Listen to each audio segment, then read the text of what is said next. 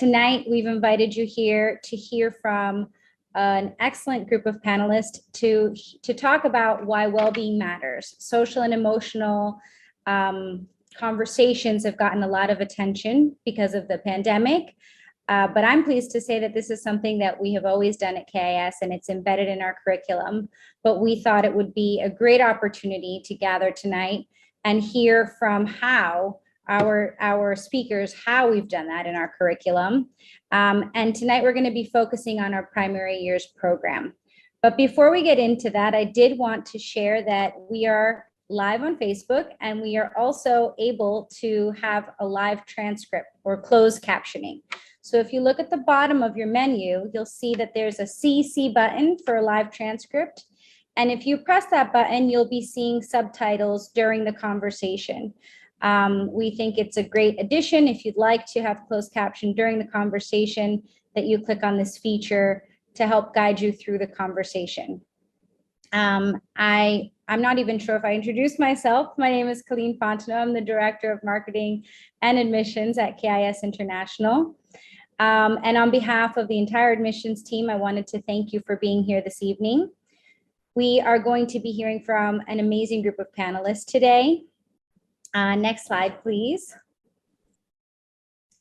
You'll be hearing from our primary school principal, June Vanderbos. We'll be hearing from Jerry Campbell, who is the primary vice principal, as well as Becky Fox, our Director for Teaching and Learning, and Tanya Mansfield, who is our PYP coordinator, and Alex Scher, who is our primary years curriculum counselor, will all be here to speak to you about how social and emotional learning weaves its way through our curriculum and what parents can do to support their children at home.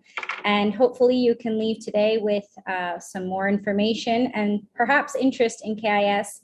And we'll be speaking with you at the end of the presentation to set up some opportunities for you to visit our campus now that we're able to do so. Without further ado, I'd like to hand it over to June, who is our primary years principal. Thank you.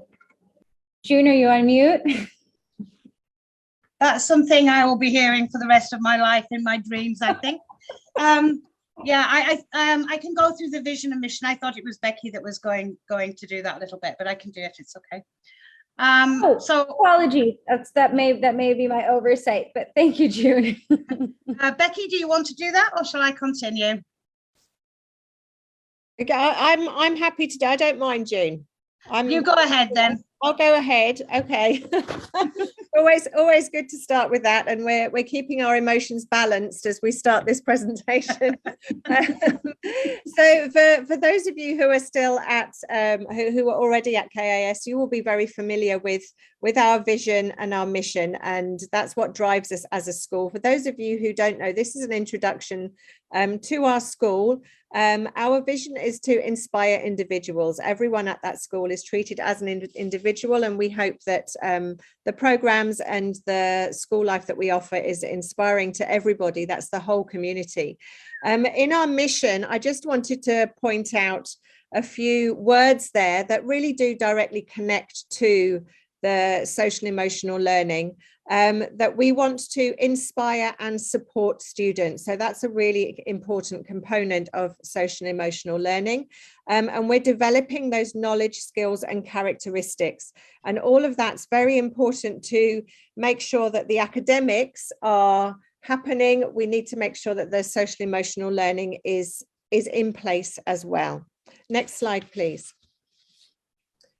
And throughout the school, you will see our core values, and they not only provide a framework for quality learning at our school, but they are values for our whole community. And you can see that creating a caring and inclusive community, that clearly connects to social and emotional learning, but also the other core values as well. So for example, striving for understanding. Our students strive to understand their science lessons, they strive to understand their maths lessons and their language, but we want them to be understanding their emotions, and that's a key part of social emotional learning. Nurturing passion in self and others. We want them to be maintaining positive relationships at school, for example, and taking action ethically, developing empathy, and making responsible decisions. And that's all part of their social and emotional development. Next slide, please. And so we are focusing today on the primary school. So now I will hand you over to June, who will start the conversation on social and emotional learning in our primary years programme. Thanks, Becky. Hi, I'm June. Could I have the next slide, please? Thank you. First of all, I'd just like to talk a little bit about what social emotional learning is and give a definition.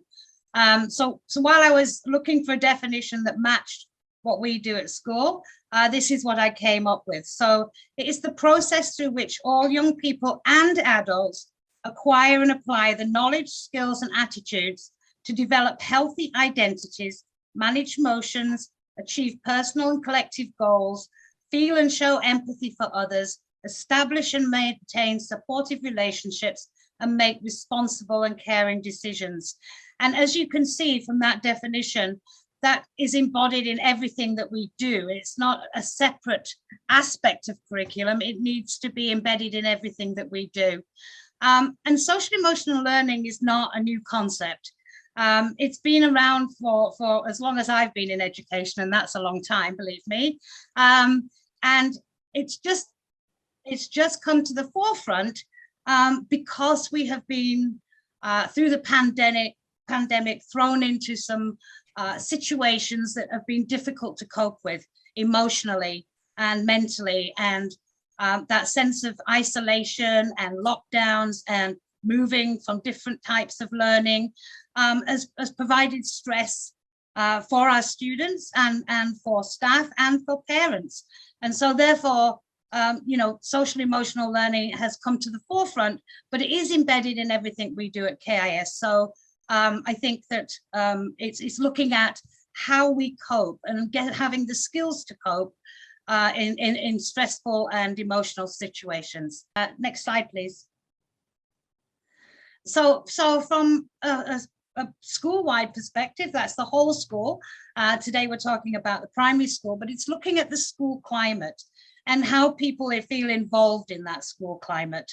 Having a look at how parents are involved and how we work with parents and building partnerships.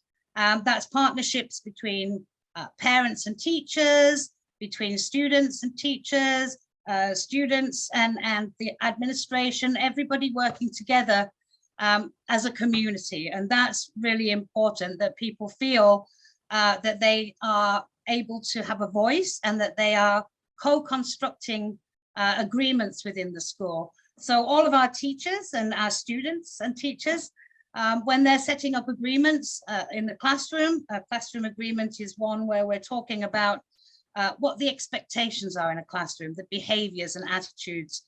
Those are co-constructed. The students work together with the teachers to develop an agreement that they all have participated in, all agree with, and all understand, because they've been involved in developing that. So that voice gives them the power, it empowers them to be a part of that classroom community. When we look at teacher voice, we're wanting to ensure that our teachers feel that they are a part of what's happening and how the school is organized and the things that impact them, that they have a voice in, and that they are a part of sharing their ideas and their perspectives, which are then, looked and taken into consideration when decision making. So having parents do that, if it's something that we're looking at is in a new learning area, perhaps, or having the teachers do that, if it's something that affects them, and having students do that too, has everyone feeling a part of the school community. And when everybody feels a part of that school community, then the climate and the ethos is positive, and that's very much a part of social emotional learning and being a part of a healthy and safe school environment. Next slide, please. So with parents as partners, we do work in partnership with our parents, and if we have some parents here today, I'm sure that they are aware that we have many opportunities to be involved, to learn. I think social emotional learning is is for everybody, and it's lifelong. We all need those skills to cope, and we all need to be learning all the time. So with parents as partners, we can provide workshops, we can provide forums, we can provide opportunities to be a part of our strategic plan and how we're moving forward, and have a voice in that, and have their perspective heard. The same goes for our teachers, and that feeling empowered and being appreciated and valued are all very important aspects of social emotional learning, and feeling that you're in a workplace that values you and appreciates you. So a lot of it is about building relationships, and as you hear from other people this evening, you will see that we're talking about building relationships, maintaining relationships, decision making, being self-aware, all of these aspects that help us to cope with stress, but also just to be able to move within mainstream life and be able to be a part of communities and build positive relationships. And as you will see and hear from the staff tonight, and from our counselors and our coordinators and the vice principal and Becky, you'll hear about how this is all about developing the whole child. It's not standalone. It's embedded and weaved in within the curriculum and within everything that we do. So at this point, next slide, please. I think, as I've mentioned, it's about community from my perspective. So having student well-being being at the forefront, having them feel healthy and safe and involved and have ownership, having teachers involved, having parents as partners, and having their perspective and their voice heard in what we're doing. And all of that comes together to build a caring and inclusive community, which you heard from Becky is one of our core values. So I will allow moving on now to Tanya, I believe is next, who will talk to you a little bit more about the curriculum itself. Thank you. Thanks, June. Good evening, everyone. I'm sorry, sirens just suddenly decided to go past at this moment. For those of you that don't know me, my name is Tanya. I am the PYP coordinator at KIS International. So my role is to support both our teaching teams and also our students and our parents in the design, the implementation, and the assessment of our curriculum in our primary school, which includes our youngest learners from 3 years old to our eldest in the primary school at 12 years old. Next slide, please. So social emotional learning in the PYP. Our PYP program itself is designed with our learners in mind. And you can see here our learners at the center here in our PYP model.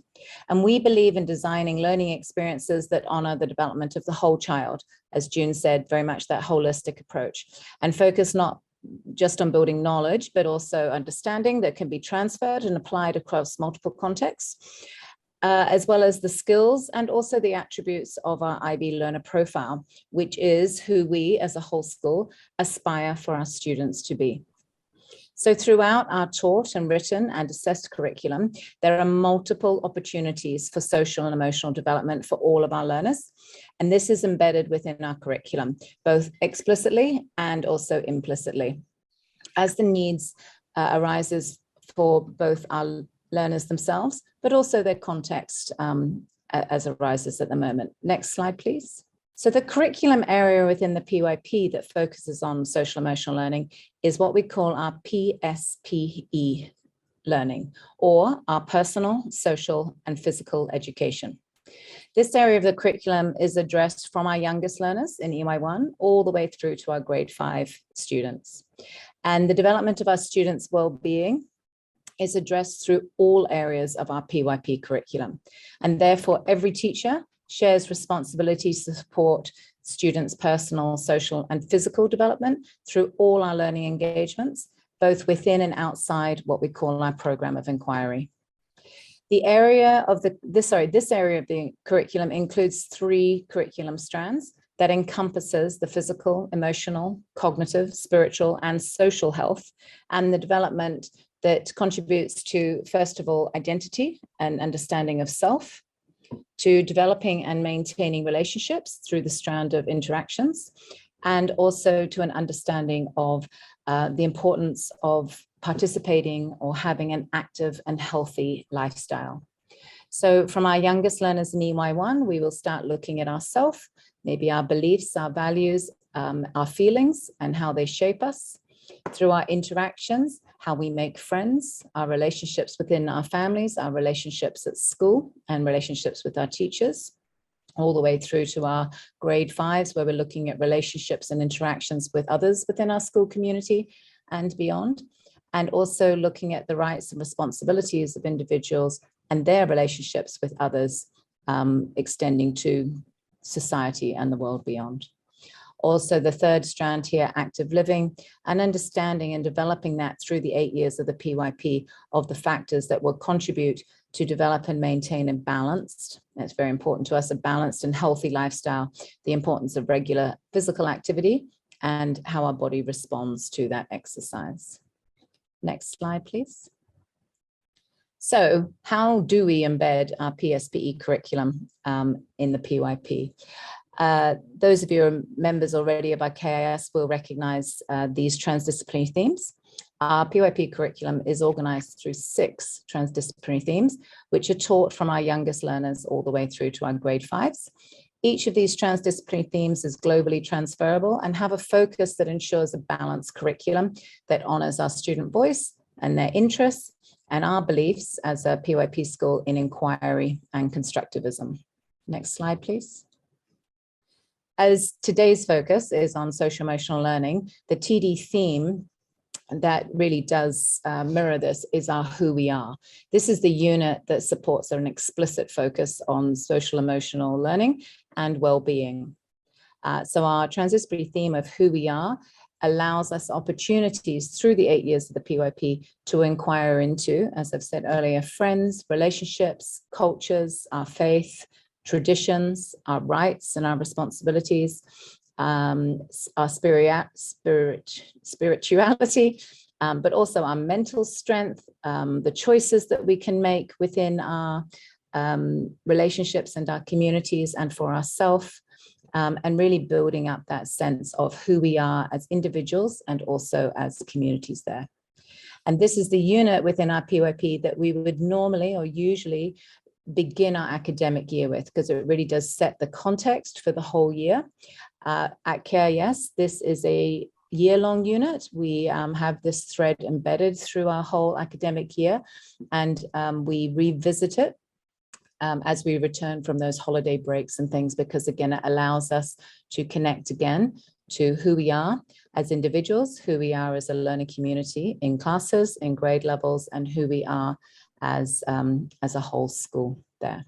Next slide, please. So as we believe in the PYP that to become successful learners, our students need to feel empowered, and June spoke about this. So we design or ensure there are opportunities for our learners to take responsibility for their own learning, and that allows them to build resilience and develop that independence throughout. Through these learning experiences, our agentic learners are then able to reflect on themselves and the process of learning, and this all adds to supporting their personal growth and their ongoing commitment to their own personal, social, and physical well-being. Next slide, please. To support our curriculum and our commitment to the PYP to develop the whole child, as well as developing the knowledge and understanding, we also ensure that our learners have opportunities to develop the skills needed to find success.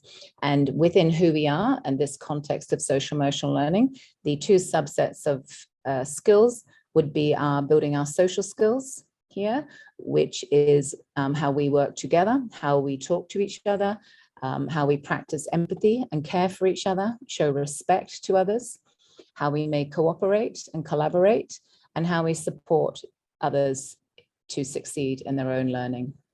There's also the social skills also involve social and emotional intelligence, so being aware of and being able to name my emotions, but also recognize emotions in others, manage or have strategies to manage anger and resolve conflict with friends and with others in your community, and really just build an awareness of yourself and others within your learning group. The other skill that would come under our social emotional development and really support those within who we are is those self-management skills.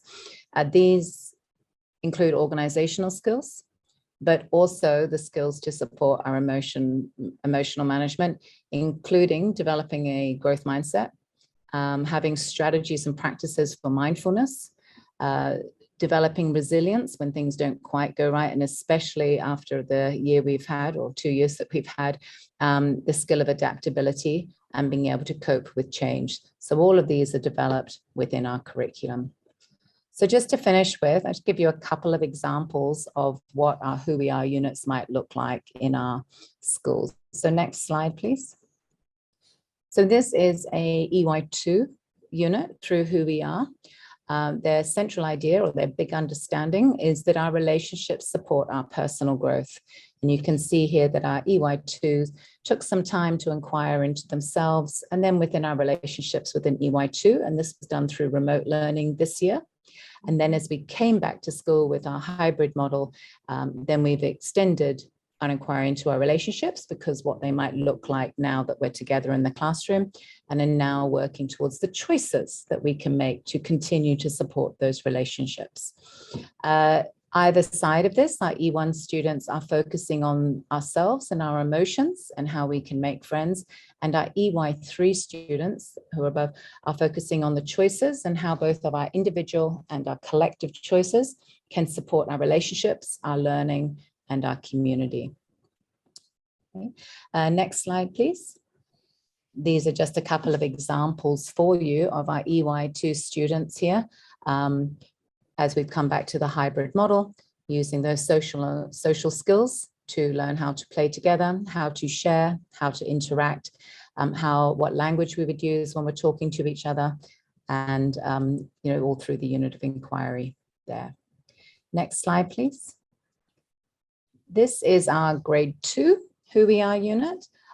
Theirs was focused on the choices we make affect our well-being. So very much looking through PSPE, a personal, social, and physical education, but also the science of living things and what contributes to our health and our well-being and things there too. So here our children looked at all elements of well-being, including nutrition, sleep, mindfulness, healthy exercise, and elements of well-being as we were going through the unit. And if we can go to the next slide, please. You will see that they wrapped up the unit in grade 2 with our grade 2 students developing their own wellness plan and their own commitment to their own well-being, which was fantastic here. And then, as we say, because this is who we are, we will continue to revisit this throughout the grade 2 and check back on their wellness plans and see how they're going. A little bit further up in the school, grade 3, we're looking at about change and adaptability and what strategies we would use to cope with change. Grade 4 have very much been focused on a growth mindset and the power of yet and how that enhances our personal well-being. And our grade 5 students, towards the end of the year, their Who We Are unit will focus on transitions as they prepare both mentally and emotionally for crossing to secondary school. And so we will develop those social emotional skills there with our grade 5 things. Thank you. I think I'm now passing to Jerry and to Alex for the next part. Thank you. Thanks, Tanya, for a very clear overview of what the PYP curriculum looks like to support our learners and their social emotional well-being. My name is Jerry Campbell. If no one's met me before, I'm the primary vice principal, and I'm also the learning support coordinator. So I work very closely with our learning support team. And this evening, I'm just going to share with you what we do within that team to support student well-being within our school, alongside what we do in the classrooms, which Tanya so nicely presented. Hello, everybody. My name is Alex, and I'm the PYP counselor. Today, I'm going to talk to you a little bit about some of the resources that we employ as part of the student support services program that we have. And I'm going to give just a little taster mini workshop on resilience and building student resilience. Just an example of the workshops that we typically put on for our parent community. Okay, next slide.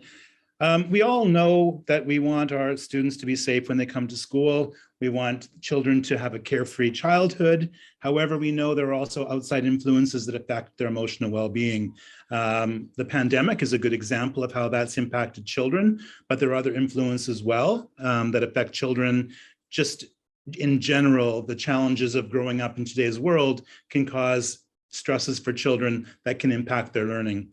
So the student support team plays a vital role in addressing the needs of the whole child. And we've talked a lot previously about the team approach.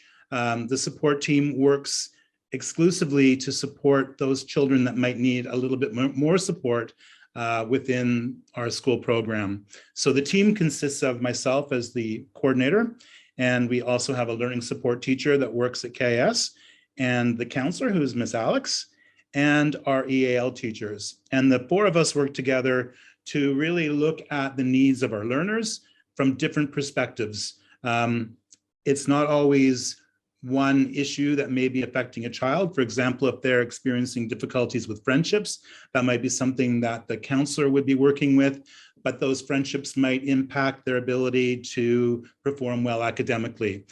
So we would be looking for support and strategies that the homeroom teacher could employ. If it's an EAL issue, sometimes the fact that children don't have the language can impact their self-esteem. So all those components work together to make sure that it's a shared and collaborative approach to supporting learning and safety, health, and well-being. Okay, next slide. I think June talked a lot about the community, and I think it's really important that we look at the different factors within our community that support the well-being of our students, of our learners. And I've sort of broken this into 4 quadrants. First of all, looking at school leadership or the school, what the school does. And you can see that we encompass everything from air quality, from the school leadership team to digital citizenship with our students. So there's so many factors that contribute to the well-being of our students. Looking at something like air quality, the air quality can affect students that have breathing problems or health problems, and that can affect their academic learning. So all of these are important. This is certainly not a comprehensive list of factors that support well-being, but it's some of the major ones that are broken down into the different community components of KIS. I've bolded the ones that are an overlap between what we do as a support team and how we support. So health services is not run by the support team, but we're very aware of the students that may have allergies or health issues that might impact their learning. So we work closely with student services to ensure that we are following all the health protocols, following up on students that may have allergies or anything that might impact their learning. Again, the security and safety of facilities is not under our job descriptions, but it's something that can impact student learning. So if we see something, particularly with security, that might impact child safety or safeguarding children, that's alerted to our attention, and we work with that department within the school to make sure that all the students are safe. Looking at our students, which is really why we're all here, as Tanya pointed out, the PSHE curriculum is a major component of how we support well-being within our student learning. But we also have additional programs that we run through the support team that support anti-bullying, and a program called Kelso's Choices that Alex will talk about a little bit more further in the presentation. We also do inclusion and body safety workshops that run through the support team. The counselor might go in the classrooms and talk to students about body safety and what it means to include friends, but that's also something that is a part of our PSHE curriculum. So again, it's very much working in partnership. Looking at parents and our community, we do a lot of work with parent workshops. Alex will give you a little snippet of what we did on a workshop related to resilience, but we try to cater our workshops to what the parents are interested in. So in the past, we've done workshops on anti-bullying. We've done workshops on how homework without tears, how to support children with their home learning. We've done workshops on resilience. We've done workshops on, we've done book clubs, and Alex can talk a little bit more about that. Maybe Alex, do you want to share some of the book club topics that you've? Sure. We're actually starting a new book in January. It's called How to Raise an Adult. And I'm going to shoot myself because I can't remember the author, but Google it and I'm sure you'll find it. We've done how to talk so kids will listen and how to listen so kids will talk. We actually just before the pandemic started, read a book on sort of a mental health first aid kit, sort of a breakdown of a couple of tricks and strategies on subjects of mental health that could be applied to adults, to parenting, to children. So typically what I'll do is I'll have a look at what the needs of the community are, and I'll make a selection of books. I'll reach out to the parents to see who might be interested in joining, and then I'll let them vote on the book that they want to read. And we'll get together once a week and read a chapter and discuss. And typically we try to choose books that can be applied both to parenting and to the adults themselves. And it's really a nice way for our parents to get together, connect with each other, and empathize with each other over, what sometimes can be the struggles of parenting. It's really a wonderful way for creating community and common language amongst the parents. And I just want to add that supporting safety and well-being is actually one of the drivers of our strategic plan. So if you're familiar with the KS strategic plan, it's very much about supporting all these areas that support the well-being of our community. Next slide, please. All right, so we've talked about the need for students to get additional support and how that works in the classroom, how the PSHE is embedded into what we do within the units of inquiry.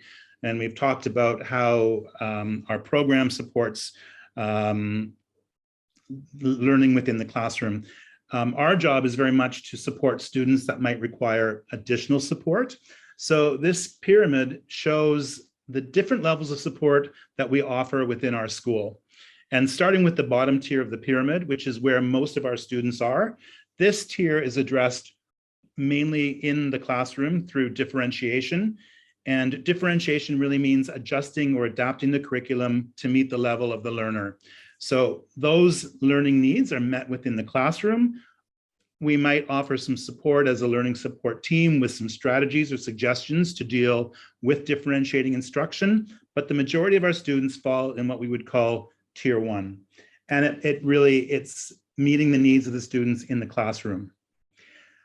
Tier 2 is a little bit more complex, and these are a little bit more challenging students who might require a little bit more support than what the teachers might feel comfortable with. That's when they might ask the support team for some strategies or to come in and observe and give some feedback on the learners. And that's what we do. We would come in and we would provide some feedback and make some suggestions, and we would try to further differentiate the program. We might have more involvement with the learning support teacher, and we might look at some kind of groupings that we could do to support reading or to support social groupings. So there is involvement in tier 2 from the support team, but it's more minimum involvement. As we move up the tier, so the first 2 tiers probably comprise 75% of our students, and that would be typical of any school. The top of the tier is really where the support is much more hands-on. Tier 3 students are more at risk. And those are the students who require further support. It might be through a written plan, which you might know as an IEP, or we call it a support plan. And those are much more formal, that give strategies for the teachers to implement in the classroom. It may involve push-in support from the learning support teacher, or from the counselor, or it may involve pull-out support where the children or the student is working one-on-one with the support teacher. The top of the tier are the students that are at the highest risk. This represents a very small percentage of students, but these are the students that might require outside support that we don't offer within school. That might be speech and language support, occupational therapy, physical therapy, and it's our role within the school to try to find the resources within our community to support the needs of these learners. Although we don't offer those services directly through KIS, we do have outside providers that have in the past come into the school, or we make referrals to these outside agencies. And any student that would be in the top of the tier, we would request psychological educational examination. And that's really looking at all areas of their learning so we can develop a very specialized program to support their learning needs. We're not experts in, well, maybe Alex is a little bit of an expert on that. I'm not an expert on it. And it's really important to have that outside person give a detailed psychological report so we can then know exactly the areas of support that's needed for that child. So we can make guesses and say, oh, that child might be this, that child might be that, but that doesn't help. We need a diagnosis. And it's very important moving through the school, particularly as children get into secondary school and they get to IB diploma, that these diagnoses are recorded to provide provisions for exams they may be taking in the future. So the support team works with parents, the teachers, very closely to make sure that the children are getting the support that they need in order to be successful as they move through the school.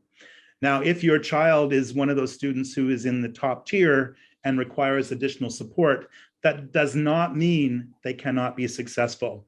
It's very much about working in partnership with the school to ensure that we can provide the best educational environment for your child. That's also very important when it comes to admissions, as we are making sure that we are enrolling students into our school, that we know that we can ensure their success. We don't want to enroll 10 students in the top tier if we don't have the resources available to support them. So it's really important as a school that we make sure that we're balancing the students within the tiers. As I said, 75%, 80% of the students fall within tier 1 and tier 2, and a very small percentage fall in the top 2 tiers. And we balance that out because we don't want the inverted pyramid. If I could just add to that, Jerry, I think one of the things that you said earlier is just very true. One of the most important things is for all of the students within the pyramid, because tier 1 is universal, right? So all of the students within our school are likely to access tier 1 at some point, if not regularly.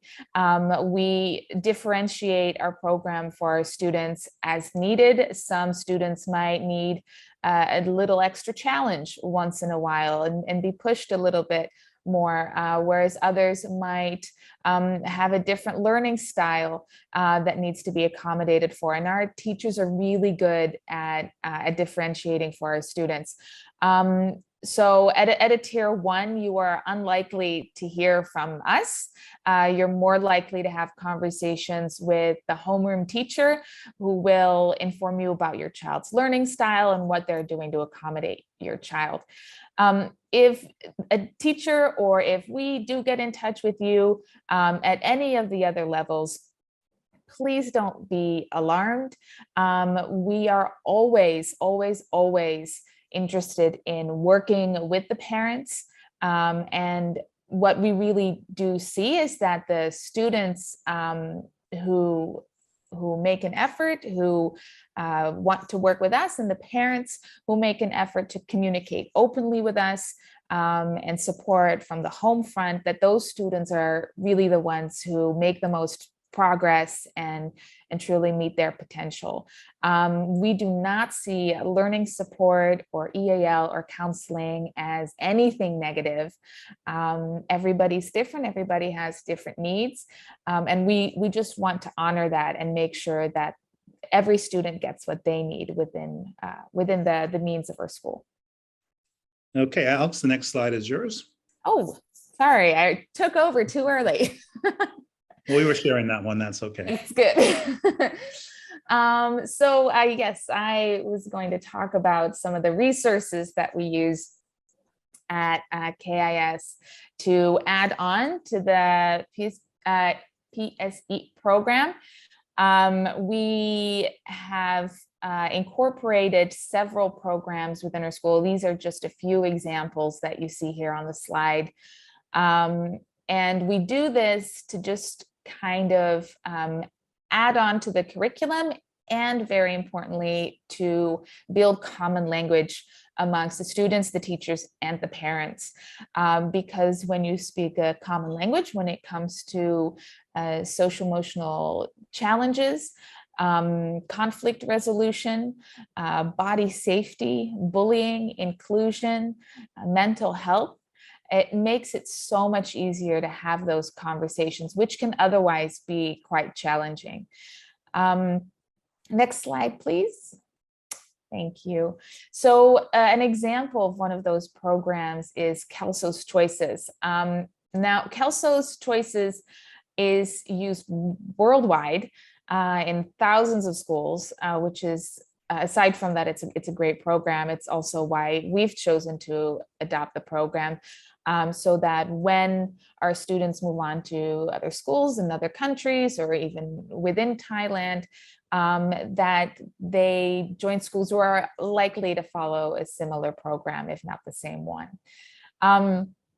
So Kelso's Choices is a program which teaches students conflict resolution skills at their level, at their developmental stage. It teaches children to differentiate between a small problem and a big problem. For big problems, we encourage students to talk to a trusted adult. So either their parents, their caretakers, or their teachers, or the counselor, Mr. Jerry, Miss June are always available. So for a big problem, we encourage them to seek help. But for a small problem, we encourage students to give it a go at handling it on their own. So what we have here, what you see here on the slide, is the choice wheel that Kelso's Choices uses. And what we actually do is we put the choice wheel on cards, and teachers wear them on their lanyards in the playground, so that when a child comes up to someone who's on duty and they say, I've got a conflict with so-and-so over there, what do I do? The teacher, whoever is on duty, can whip out the choices and help them to choose an appropriate one. What we found this helps to do is really empower the students to take action and to think creatively about ways that they can appropriately solve any social conflict. Of course, a playground is a great place to practice conflict resolution skills. And by using this program and this choice wheel throughout the PYP, we have found that students from different grade levels who might interact and have a conflict are able to quite quickly and easily resolve conflict because they do speak the same language. They will understand what you mean when we say, okay, well, I think we need to talk it out.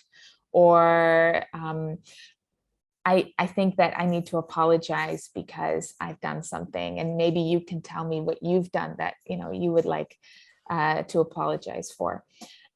It takes time. These are very, very mature skills. There are adults that still struggle with these skills. What we try to do is build a strong foundation for our students, so that moving forward, they can pull from this and apply it future in their. Alex, I'm just very aware of time. Oh, sorry. I just saw Tanya's message. Talk about this for a lot longer. I could actually do workshops on and explain how it's used in the classroom and how we use it when we have behavior issues or issues on the playground, That's or right. even relating to anti-bullying, we would use Kelso's choices. But I think we need to move on because we've got actually quite a lot more to cover in a very short amount of time. Okay, good. I will keep it short then. So here's my mini workshop, and I will keep it very brief. We like to do workshops for our parents, as Jerry mentioned and gave a couple of the examples of the workshop that we've done, for the same reason, to build a common language among our parents.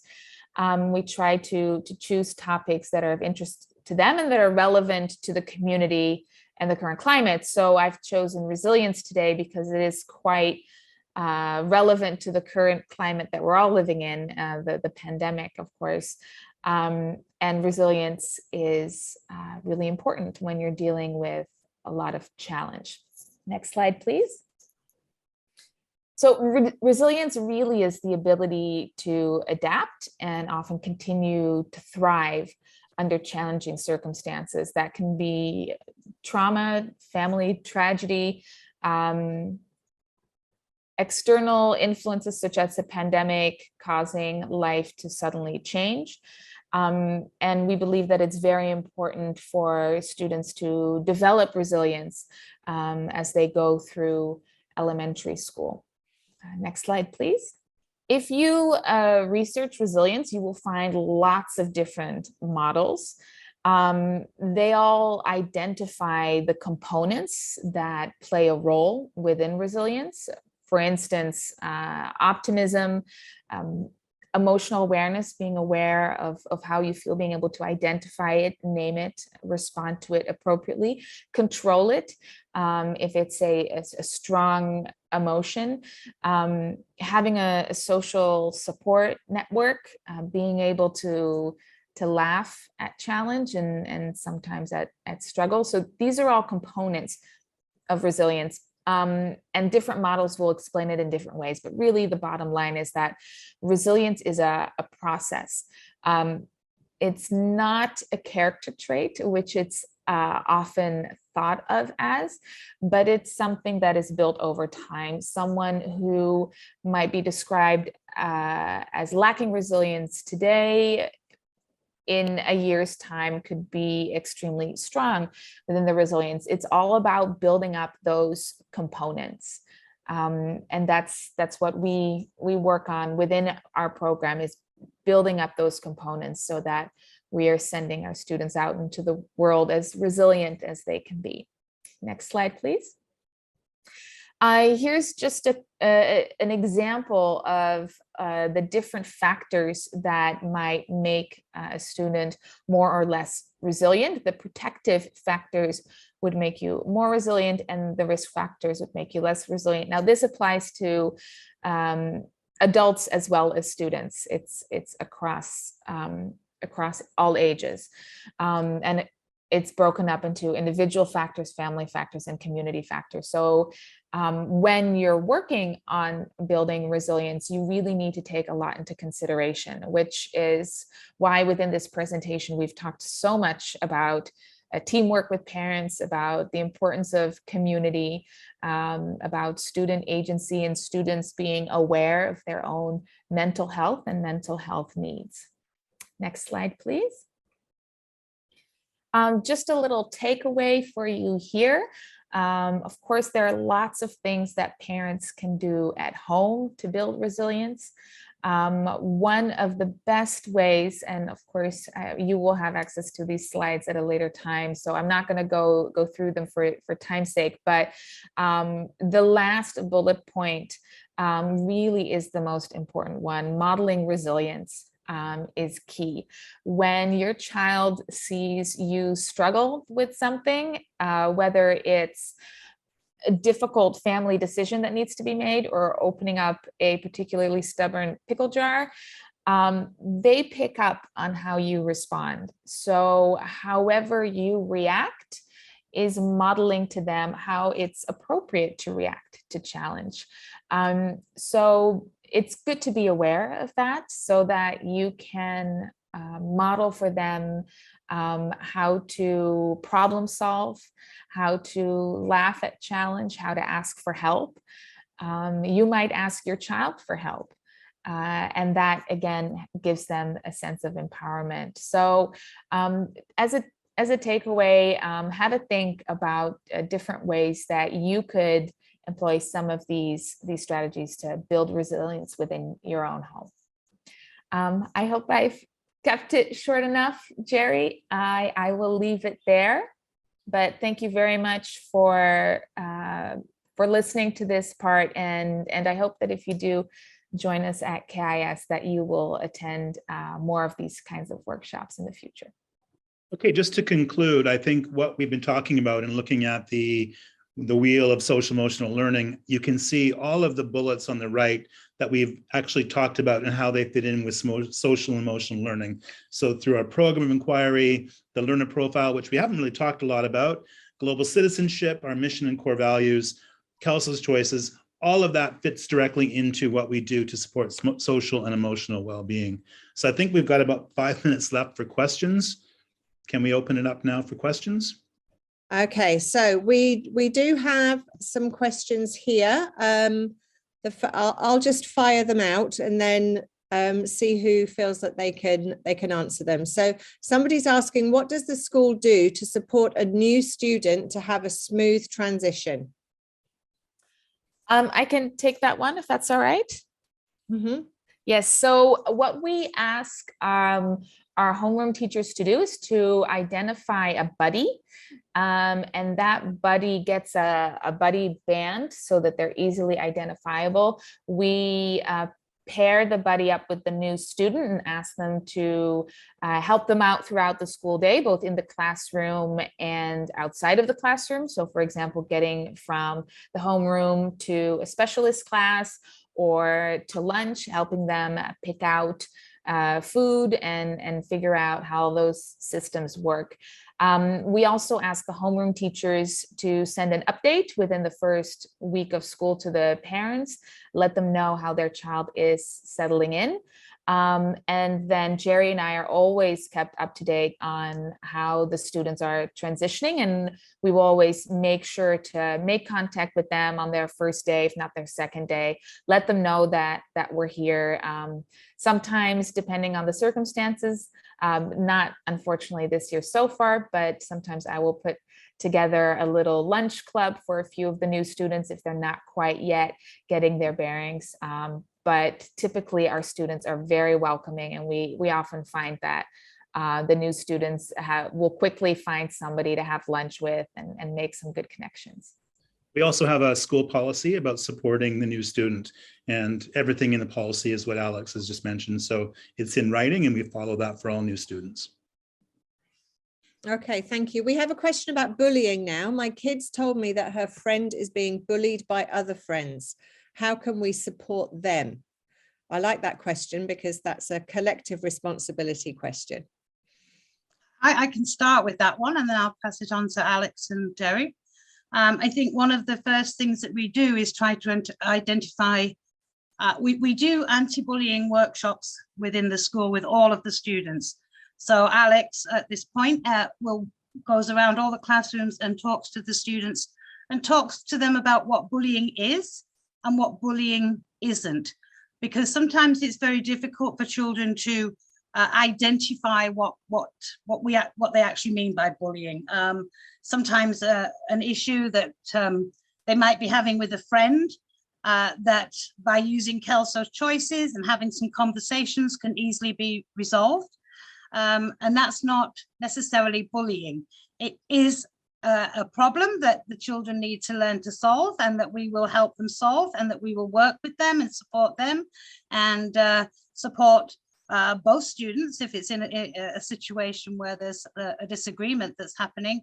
But I think that with the programs that we put in relating to how to identify bullying and what the definition is, really helps the children to identify the kinds of issues they're having. And so that's a very important initial step. Alex, perhaps you can talk a little bit about what we do as we move further into that process. Yes, thank you. So I don't know if this is a hypothetical question that the parent posed or a real one, but we certainly identify bullying as a big problem. So within the Kelso's Choice program an idea of small problems versus big problems.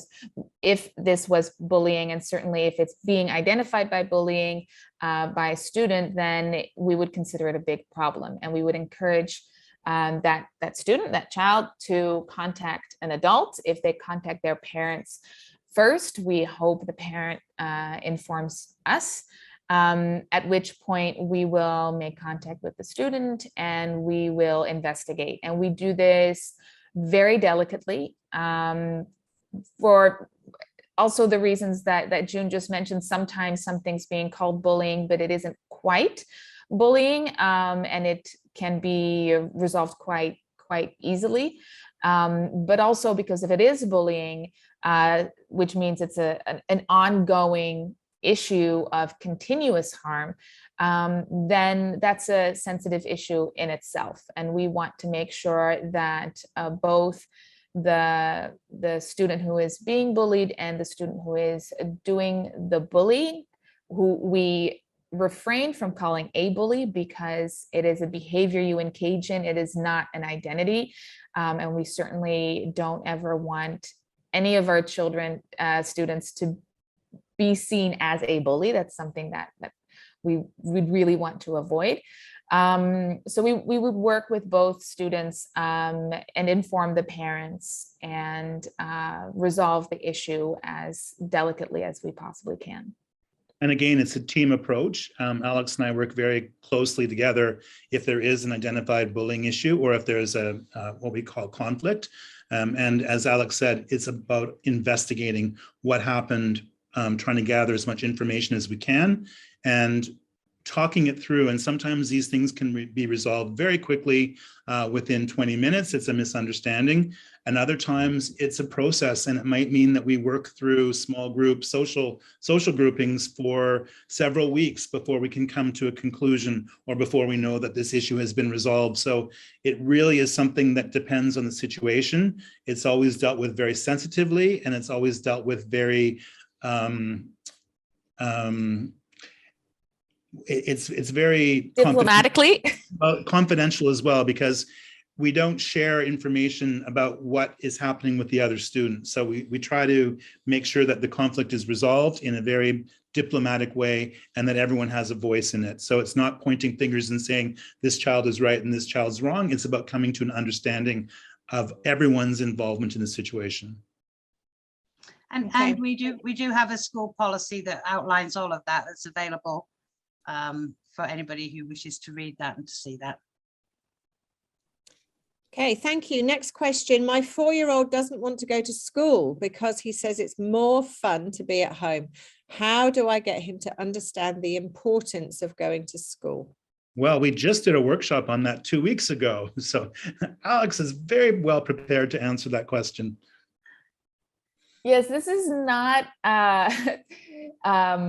this is actually a pretty common question that I've gotten over the last couple of weeks. I think a lot of students have enjoyed remote learning to some extent. It means they get to sleep in longer, they get to do some of their learning in their PJs. It means more screen time, it means more time with mom and dad, which certainly for a younger child would be very appealing.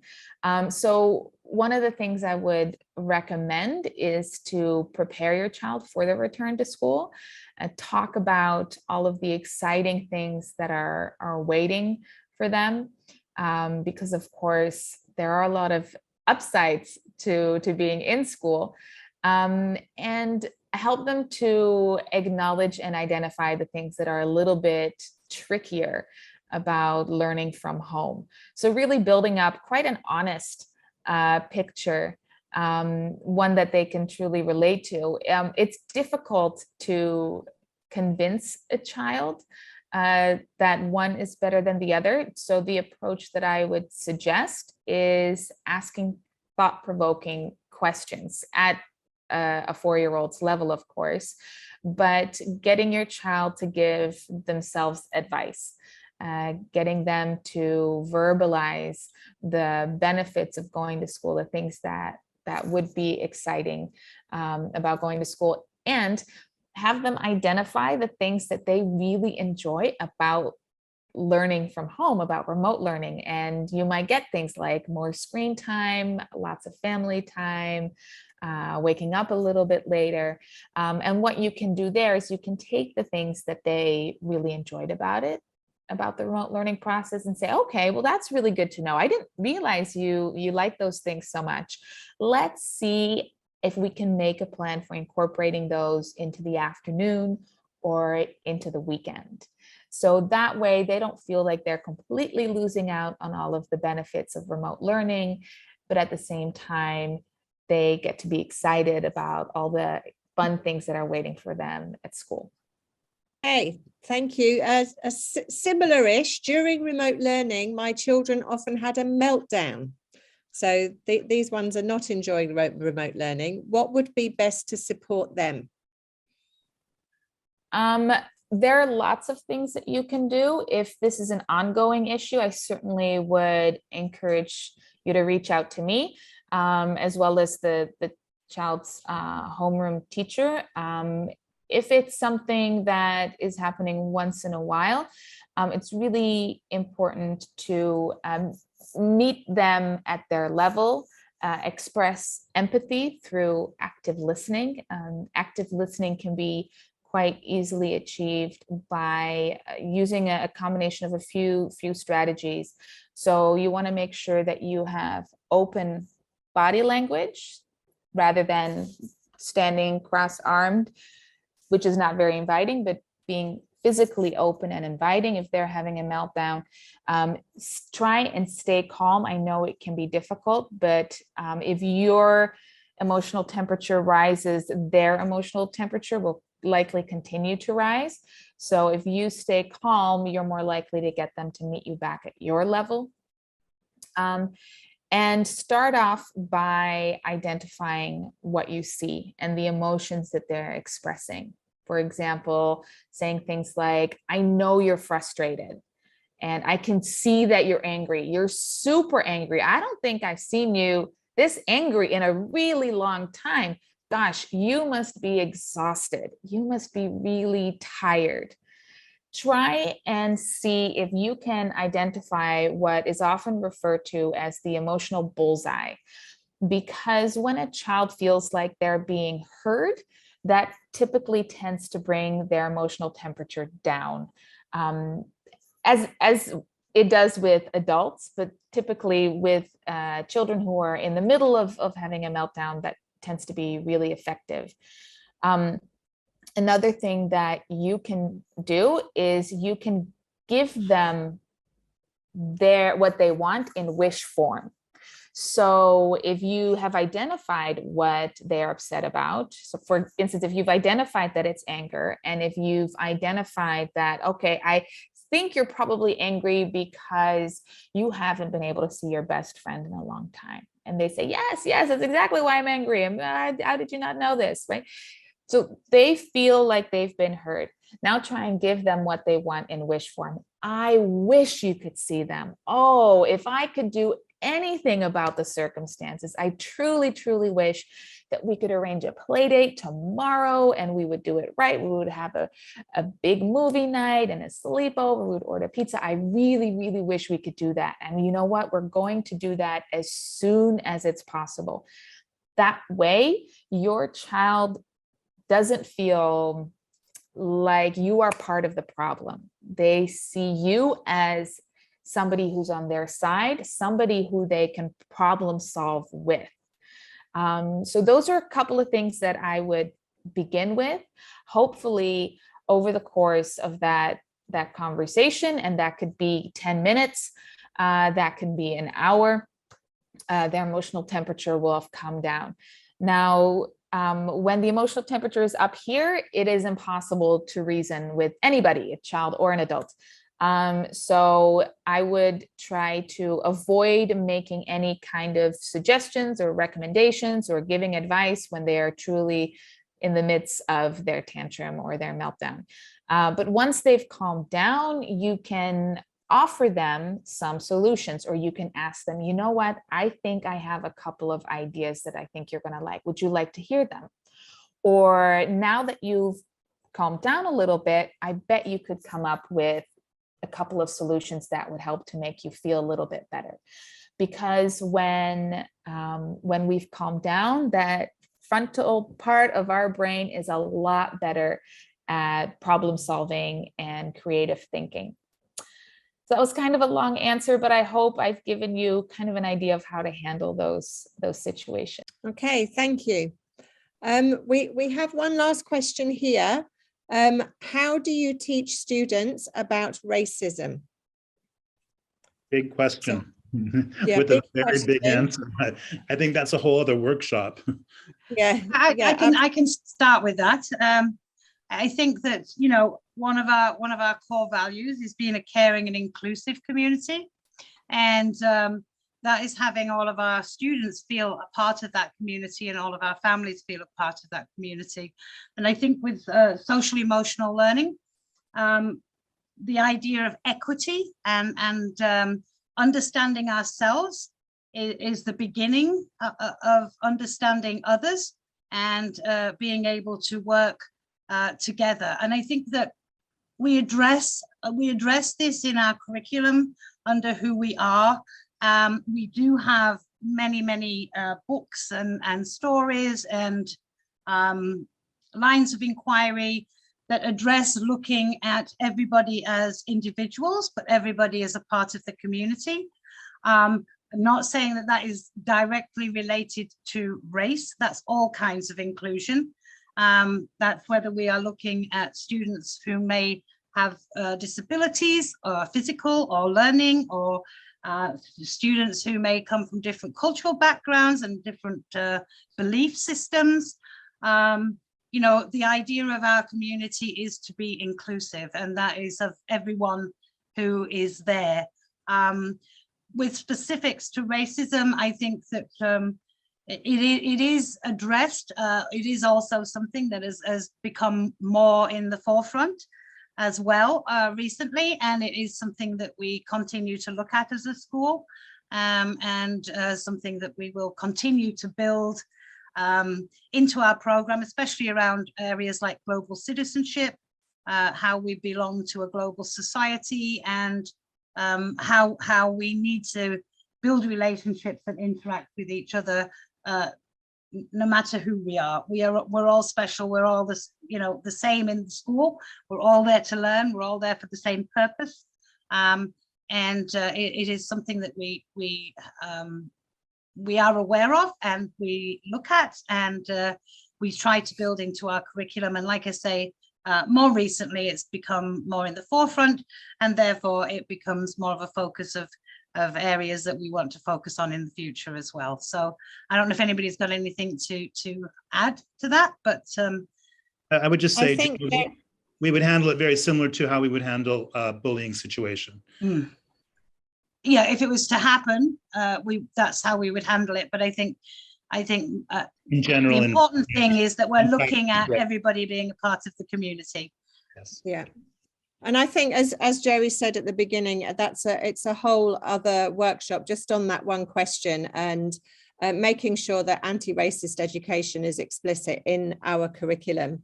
And unfortunately, in this workshop, we don't have time, but we've had some fantastic questions. So thank you very much to people who posed the question. As you have heard, social emotional learning, it's not a one-off lesson in our school. It is embedded in our curriculum. And the most important takeaway, I think, for all of us is that it's a community collaboration. And you've heard from the leadership team of the primary school, you've heard from the counsellor, the homeroom teachers are also included, and very important, you, the parents. We can finish just remembering that it certainly does take a village. And with social emotional learning, it really does take a village to raise our children. So thank you so much. I'll hand over now to Camille to finish the session. Thank you, Becky, and thank you everyone for tonight. This was such a fantastic session, and I think we could probably continue on for hours. I really admire all of you, and I want to thank you for taking the time to say all of these things yet again to a new audience. I know how hard you work to have workshops and communicate this to parents, and we've asked you to stay well beyond the workday to share this with another audience. And hopefully there are some of you in that audience that haven't visited our campus. It's gorgeous, and I'm very happy to say that we're able to have tours again with all the safety precautions in check. So if you are one of those people and you would like to visit the school, please reach out to one of us on the admissions team. We'd love to have you. And I really do just want to reiterate my thanks. I think our students are really privileged to be a part of this community. And when I see all that you do in the curriculum, I think the ones who need more learning about this are probably us, the parents, because they're so privileged to have you guys and to be learning all of this that I think we all need to go back to school. So thank you again for participating in tonight's event. And I hope to meet some of you in the near future.